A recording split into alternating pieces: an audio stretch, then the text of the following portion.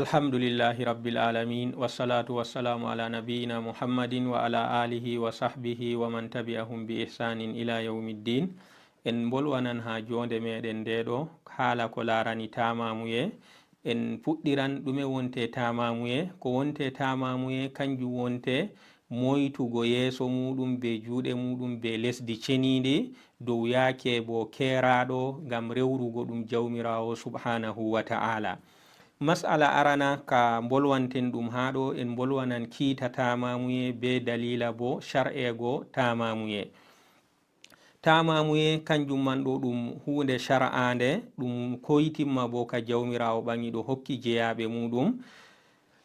Kanjum man ɗo ɗum woni nder boɗɗum shari'a meɗen ka islam, nden bo nder ɗum keraruyeji ummatore annabijo sallallahu alayhi wa sallama. Jawmirawo o hertorake ummatore annabijo be toni latake kamɓe man ɗo ɓe keɓay ndiyam ɓe tamo ɓe njula man ɗo ɗum ko jawmirawo hertori be muɗum ummatore annabijo muhammad sallallahu alayhi wa sallam.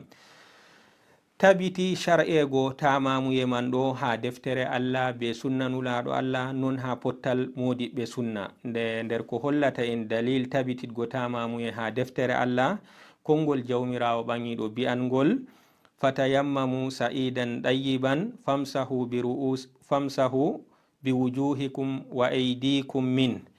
Toni on keɓay ndiyam onon man ɗo tame lesdi ƴeŋdi cenidi moytire be lesdi man ɗo gese moɗon non do be juuɗe moɗon. Kadi aya ka sappini en haɗo ha deftere Allah, ɗum hujja ka marɗen ha deftere Allah deidai ko sappinta en dagago tamamuye.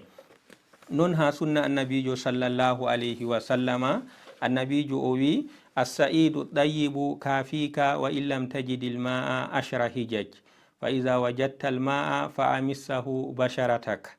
Annabijo sallallahu alayhi wa sallama o wi goto nder sahabu en mako ha hadisewol ɗo, ƴeŋdi cenidi ɗo kayri man ɗo ndi he'ete ha senuye maɗa ko a heɓay ndiyam duuɓi 10 a tamoto nanga, kanjum man ɗo ɗum he'ete ha senuye maɗa, ɗum he'ete ha senuye maɗa. Amma to a heɓi ndiyam memnu ndiyam man ɗo ɓandu maɗa, bi ma'ana nangir be ndiyam man, hutinir ndiyam man. Non ko sappinta en ɗo man hadisewol ɗo ngol sappini en de dalil dow shar'ego tamamuye ha sunna annabijo sallallahu alayhi wa sallama. Non do modiɓɓe bo ɓe potti dow shar'ego tamamuye man ɗo, ngam toni sharɗiji man kewi ha ɓi adamajo, toni sharɗiji man ɗi kewi ha ɓi adamajo, tamamuye man ɗo o daroto darnde ndiyam. Toni goɗɗo latake o heɓay ndiyam walla o wawai hutinirgo ndiyam man ngam larura, tamamuye man ɗo ɗum darantomo darnde ndiyam man. Dagoto be tamamuye man ɗo, kala ko daganto ɓi adamajo to o nangirino be ndiyam daga julde, daga ɗufago, non jangugo alqur'an, ɗi fu maji ɗi daganto ɓi adamajo tamiɗo. Mas'ala ɗiɗaɓa nder mas'alaji tamamuye, en bolwanan sharɗiji ɗiye hani ɗi kewa ha ɓi adamajo nden o fuɗɗa tamago, nden en bolwanan sababuji ɗiye gaɗata kanji man ɗo ɗi daknana ɓi adamajo tamago. Nder sharɗuji tamamuye, sharɗiwol aranol man ni kanko man ɗo ɓi adamajo tamotoɗo man ɗo o haɓɓa anniya kanko man ɗo daktingo julde nde o tamanto ɗum man ɗo man ɗo ɗum sharɗiwol kadi ha sahago tamamuye ɓi adamajo. Sharɗiwol ɗiɗaɓol man juldamku, ni kam ha tamamuye ɓi adamajo sahoɗo si o laato kanko man ɗo o julɗo. Sharɗiwol tataɓol, o laato kanko tamotoɗo man ɗo o woodi hakkilo, o laato kanko man ɗo o kakkilɗo, mana man na o ginnaɗo walla bo na o paɗɗaɗo o sotti dow hakkilo mako.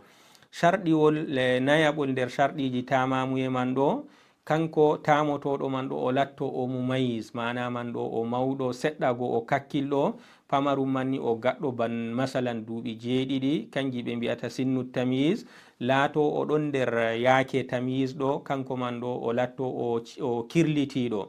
To ɗo man ɗo ɗum sarɗiwol nayaɓol. Sarɗiwol joyaɓol nder sarɗiji tamamuye, laato to ha dagano ɓi adamajo o tamoɗo si saɗanamo hutinirgo be ndiyam man, masalan ndiyam man ɗo ɗam wala, o ɗaɓɓiti o heɓay wakkatiwel man ɗo dagantomo o taamo, walla bo ndiyam man ɗam ɗon amma to o hutiniri ɗam woodi ɗam torranmo, to ɗo man bo dagantomo ha yakeji banɗiɗo o taamo.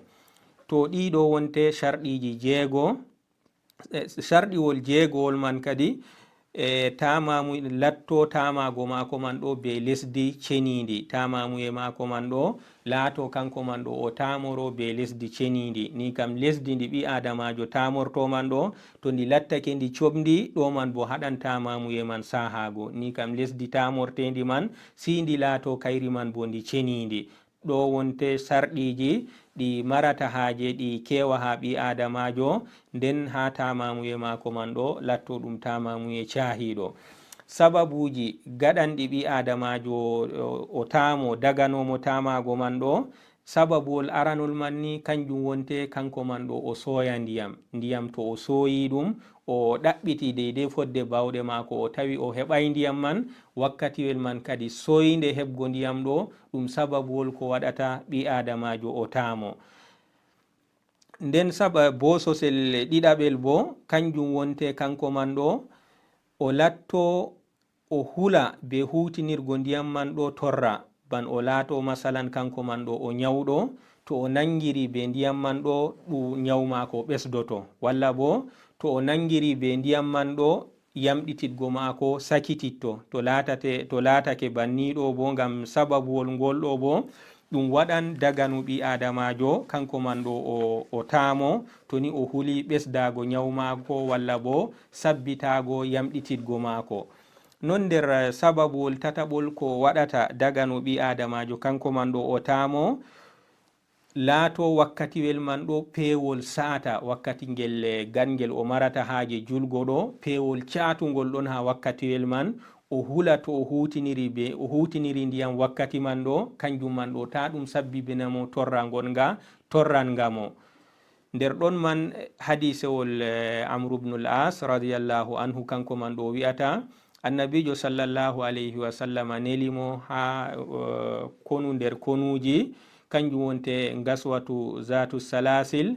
nden o wi'ata kanko amrugo o wi'ata ihtalamtu fi laylatin baridatin shadidatil buruda fa ashfaqtu in igtasaltu an ahlika fatayammamtu wa sallaytu bi ashabi salata subh. o wi'ata kanko man ɗo annabijo nelimo ha konu zatu salasil, kanko man ɗo ɗon man ɗo ha jemmare man ɗo o hoyɗiti, nden o huli jemmare man bo saata peworre jamum, nden o huli kanko man ɗo toni o yiwake be pewol catugol ngol ɗo kanko man ɗo ɗum sabbibinamo torra walla bo ɗum sabbibinamo halkugo. ɗon manni o wi kadi kanko man ɗo tamimi julmi be yimɓe ɓe ardanimi ɗum min juuli julde subaha. to ɗo man ɗo ɗum sappinan en ɓi adamajo to o huli ɗum lattake jemmare man pewol mare satunde, o huli to o hutiniri be ndiyam, to o hutiniri ndiyam kanjum man ɗo ɗum torramo, ɗo man bo ɗum waɗan daganomo kanko man ɗo tamago ha yakewol ngol ɗo.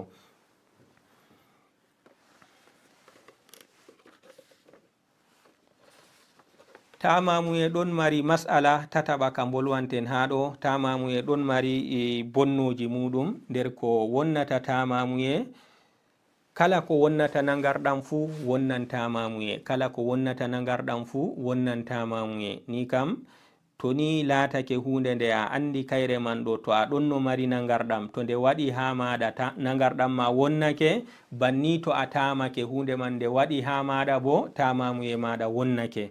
ɗiɗaɓol nder ko wonnata tamamuye wodende ndiyam, masalan ɓi adamajo o tamake no ngam ndiyam wala, o ɗaɓɓiti ndiyam o heɓai ndiyam o tamake, to ni o heɓi wakkatiyel to o heɓi ndiyam nda ndiyam ɗon ni jotta kam tamamuye mako go wonni, wakkati man kam to o yiɗi huugo dewal fu wajibi dow mako o nangira ndiyam go nden o fuɗɗa huugo dewal mako. tataɓol nder ko wonnata tamamuye ɗo sottugo geldol, masalan ɓi adamajo kanko man ɗo geldol ko hadnomo nangugo ɗo kanko man ɗo o huli, jotta kam to o hutiniri ndiyam ɗum nyawmako ɓesdoto, jotta kam o yamɗiti ha nyawman, to o yamɗiti ha nyawman ɗo geldol mako sotti woni dow mako kanko man ɗo, to o mari haaje o juulan woni dow maako kanko man ɗo o nanga nangarɗam maako timmidiɗɗam. to ɗiɗo tati kanji man ɗo ɗi bonnanta mamuye to ni ɗi laatake kanji man ɗo kanjum mbiɗen kala ko wonnata nangarɗam wonnanta mamuye. non to o tamake no ngam soyde ndiyam o heɓi ndiyam tamamuye wonnake o tamotono ngam geldol man ngol sotti ɗo man bo tamamuye mako man ɗo wonnake. en molwanan ha masala nayaɓa ɗo sifa tindinore noyi hani ɓi adamajo o tamoro. hani ɓi adamajo to o tamoto ɗo aran manni o haɓɓa anniya tamamuye man ɗo ha ɓernde mako nden o bismo. to o haɓɓi anniya tamamuye man ha ɓernde mako nden kanko man ɗo o bismo. to o bismake o fiya be juuɗe mako ɗo dow lesdi banniɗo fiyande woore nden o fiɗɗa juuɗe mako man walla bo o fuufa juuɗe mako man ngam ko woni ha maaje to woodi hunde wonde nde itto. nden kanko man ɗo o moyta yeeso mako banniɗo nden o hooca o moyta dow jungo mako nyaamo o moyta dow muɗum banniɗo. kadi bo o hooca o moyta dow jungo mako nanumo banniɗo. moytugo man to ɗum haɗata ha ku'uje mako ɗon moytugo man ɗo haɗata. ko woodi konngol wi o moytan ha o wadda ha coɓɓuli bo ɗo man ɗo ɗum konngol nder konnguɗi bolwanɗi haala tamamuye. amma konngol moytugo ha coɓɓuli ha hunde ɗo ha ku'uje mako heynitoro be majum ɗo kanjum wonte konngol ɓurangol sahago. o moyta ha dow diga ku'uje mako ɗo ni o moyta dow nanubo diga ku'uje mako ha o yottina hoore kooli ɗo wonte tamamuye mako timmidi. ɗo wonte tamamuye mako timmidi. sifa man kanka wonte sifa cahika tabititka ko sifa gotka ɗon bo amma ɗo man ɗo nder sifa ɓurdanka sahago ha sifaji tamamuye. to ɗo wonte deidei tindinore noyi ɓi adamajo o tamorto.